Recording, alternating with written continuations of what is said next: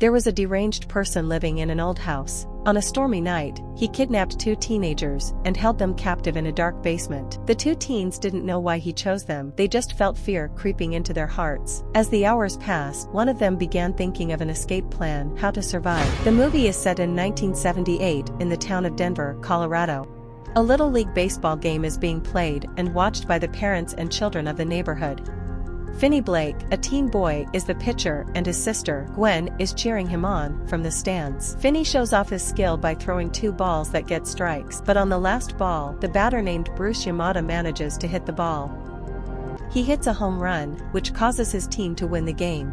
Finney looks dejected by the loss, but Bruce approaches him and commends his pitching skills after the game. Later, Bruce is riding his bike around the neighborhood. He appears to be well liked among his peers, as a couple of girls get excited when he greets them. A black van turns the corner in front of Bruce, causing him to come to a halt. Finney is eating breakfast with his father Terrence, who is reading the newspaper. His father appears hungover, complaining about Finney and Gwen's noises in the kitchen. The siblings then walk to school together when Finney spots a missing persons poster of Bruce. Gwen doesn't think they'll find him alive and urges Finney to continue walking. At the school's yard, they join the other kids who are gathered to watch 2 boys fight. Moose, the school bully, taunts Robin Arellano, a smaller boy who ends up overpowering the bigger bully and beating him until he's bloodied. After the fight ends, the siblings continue walking while Gwen commends Robin for beating up the bully. She claims that Robin is the toughest kid in school, following the kidnapping of the previous toughest kid by the kidnapper known as the Grabber. A kid who wants to bully Finney approaches him after class. He hurries to hide in the bathroom. However, the bully pursues him with 2 other kids, forcing him to accept his fate. Suddenly, Robin enters the bathroom and warns the bullies not to bother Finney again unless they want to be beaten up. After the bullies leave, Robin encourages Finney to stand up for himself. It turns out that Finney has been tutoring Robin, and he asks Finney to come over to his house later to help him with his math. Meanwhile, Gwen is called to the principal's office to talk to 2 detectives, Wright and Miller, about the missing children. They question her because she told Bruce's sister that she had a dream about Bruce being kidnapped by a man with black balloons in a van. It turns out that the police found 2 black balloons at Bruce's kidnapping scene, so they want her to tell them more about her dream. They believe she is concealing information about how she knows this confidential detail, but she claims that her dreams are sometimes real. After school, Gwen says goodbye to Finney as she plans to stay over at her friend's house. Meanwhile, Finney cares for his intoxicated father that evening. He wakes up to Gwen being beaten by Terrence because the police came to his workplace to talk about her dreams. He screams that her dreams are just dreams and that she will not begin to hallucinate like her mother did. Afterwards, Finney joins his sister to watch TV. Robin is walking through town when he notices the Grabber emerge from his van. Night falls, and the neighborhood launches a search for missing Robin. Terrence receives a call about the disappearance, which upsets Finney, who asks Gwen to do her dream thing before they go to bed. Before going to bed, Gwen returns to her room and prays to Jesus to show her any clues to help find the missing children. In the morning, the detectives come over to question Gwen again. Now that Robin is gone, the bullies start beating up on Finney again. Gwen arrives to assist him by striking the bullies with a rock, causing one of them to bleed profusely. She gets kicked in the face before the 2 remaining bullies continue beating up Finney. Later that day, Finney gets partnered with his crush Donna in science class. She claims that the entire school is aware of what occurred that morning, and she thinks his close relationship with his sister is cool, which makes him happy. After school, Gwen informs Finney that she'll be staying at her friend's house tonight, and as Finney walks home, he encounters the Grabber's black van. The Grabber appears and pretends to drop his groceries, forcing Finney to assist him before grabbing Finney and smothering him with black balloons. Finney tries to fight back, but the Grabber sprays something in his mouth that makes him pass out. He is taken to an empty basement room and eventually wakes up. The Grabber, now wearing a demonic-looking mask, says he's not going to hurt him before he leaves Finney in the room alone. Finney attempts to open the locked door and discovers a toilet and a black phone on the wall. It's not working since the cable has been cut, so Finney decides to just go to sleep. Meanwhile, Terrence calls Gwen to inform her of Finney's disappearance as the police launch another missing person investigation. Finney wakes up and tries to use the phone again. The Grabber claims it hasn't worked in a long time, but has heard it ring before, blaming static electricity. Finney tries to taunt the grabber, but he assures the teen that nobody can hear him scream. The grabber departs after refusing to feed Finney and implying that something went wrong with his plans. Later, Finney hears the phone ring, but when he answers it, there is no one on the other end, so he hangs up. Seconds later, it rings again, and this time a boy's voice tells him not to hang up again. The boy on the phone doesn't know his name, implying that it's the first memory they lose after dying. But Finney figures out that it's Bruce, from the compliment he received after the baseball game. Bruce tells Finney that there's a loose tile near the toilet that he can dig into, but he didn't have enough time to escape. Finney finds the spot and starts digging while flushing the dirt down the toilet. Sometime later, the grabber brings Finney some food and a drink, assuring him that it's not poison. He leaves but doesn't lock the door, but when Finney is about to open it, the phone rings again. It's another victim named Billy, who was a paperboy, and he warns Finney not to go upstairs because it's a trap. The grabber will be waiting for him with a belt to beat him up. Billy then points out a cable that could be pulled out from the wall and uses a bottle to tell Finney to use it on the window before ending the call.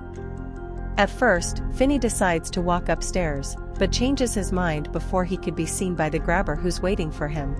Finney returns to the room and pulls the cable out, trying to use it to climb the wall. Unfortunately, the window grate gives out under his weight and leaves him with no way to get back out. Meanwhile, Gwen has a dream about Bruce's life since birth and then sees Finney trying to escape out of a house. Later, she dreams of Billy's kidnapping and sees the grabber standing in front of a house. Gwen decides to talk to her father about her dreams, and he says he doesn't want Gwen to end up taking her own life as her mother did. However, when she says she had a dream about Finney's possible location, Terrence ends up taking her around the neighborhood to look for the house. The detectives get involved and visit the suspected house, where they meet a man named Max. Max invites them inside, revealing that he's from out of town and he's staying there at his brother's house specifically to try and solve the missing children's case. Thinking that they got the wrong house, the detectives leave, though Finney is trapped in the basement right under their feet. Later, the grabber brings Finney more food. He says everything is going wrong, and he's considering just releasing Finney, but then he asks what Finney's name is. Finney gives him a fake name, which makes him mad because he already knows Finney's name from the newspaper. The grabber leaves before the phone rings again, this time from a boy named Griffin. Griffin mentions that the grabber hasn't killed Finney because he won't fall for his trap, which is the first phase of the naughty boy game the grabber will play before killing his victims. Griffin says that the grabber is currently asleep while waiting for Finney, who should use the chance to escape. He shows Finney the wall where the combination for the door's lock is written. He tells Finney that the lock used to be his bike lock. Finney quietly makes his way to the door and manages to open the lock. However, the sound alerts the grabber's dog and wakes him up. He chases Finney, who starts yelling for help. Finney gets tackled and threatened with a knife to stop screaming, before eventually being knocked out and returned to the basement. Sometime later, the phone rings again, and this time it's from Vance, the previous tough guy at school. He tells Finney that the grabber is planning to kill him today unless he can escape. At the same time, Gwen has another dream about Vance getting arrested, and manages to hear his conversation with Finney. Vance points to the grabber's house in the dream and says, "Right here," showing Gwen the exact location. Back in the basement, Finney is told that he should break the wall near the toilet to access a freezer's backside, which will lead him to the storage room. Finney does as instructed, breaking the wall with the toilet cover and opening the screws with a piece of metal from the toilet. He throws out the raw meats from inside the freezer before crawling in. But unfortunately, the freezer door won't open, despite him kicking at it with all his might. Dejected, Finney returns to the basement and cries, fearing that it's his fate to die that day. Suddenly, the phone rings again, and it's his friend Robin on the other side. He seems to still remember his name and his relationship with Finney, telling the boy to stop crying and start standing up for himself. Finney doubts his ability to defeat the grabber, but Robin encourages him by stating that he is just as tough as Robin. Robin tells him to pack the phone's receiver with some dirt and use it as a weapon against the grabber, even showing Finney the correct moves to successfully launch the attack. Finney bids his friend farewell, cuts the receiver and packs it with dirt, conceals any evidence of his escape trials, sets up a trap, and waits for the grabber. While this is going on, the grabber is in town getting supplies to kill Finney later. Outside, Gwen rides on her bike in search of the house that she saw in her dream. She doesn't seem to be able to find it until she sees the ghosts of the dead boys in front of her, which scares her and causes her to fall. She realizes that she's standing outside of the house. It's details exactly like how she dreamt it. Gwen then calls the detective's number and informs him about the house, prompting the police to go there and investigate. While this is happening, Max finally realizes that his brother is the grabber and decides to check the basement only to find Finney there. Seconds later, Max gets killed by an axe to the head by his brother before he can help Finney. The grabber blames Finney for making him kill Max, and he goes after the boy who activates his trap. He trips the grabber with the cable, causing the grabber to fall into the hidden hole and break his ankle. Finney starts to beat him up with the phone receiver, but he manages to grab Finney during one of his swings. Finney takes off the grabber's mask, causing him to freak out, allowing Finney to land his final blows. As he chokes the grabber with the phone's cable, the phone starts to ring. Finney puts the receiver to the grabber's ear and lets him hear the voices of the boys he murdered, right before he himself gets killed by Finney. With his kidnapper dead, Finney takes a steak from the freezer to distract the dog before he finally leaves the basement. Meanwhile, the detectives think that the house is empty until an officer points out that there's a basement. They head downstairs to find mounds of dirt and determine that it's where the grabber buries his victims, figuring that he must have kept them hostage somewhere else. Gwen is waiting for the detectives outside. When she sees her brother emerging from the house across the street, she runs to hug Finney while the police rush to enter the other house. It turns out that the grabber owns 2 houses.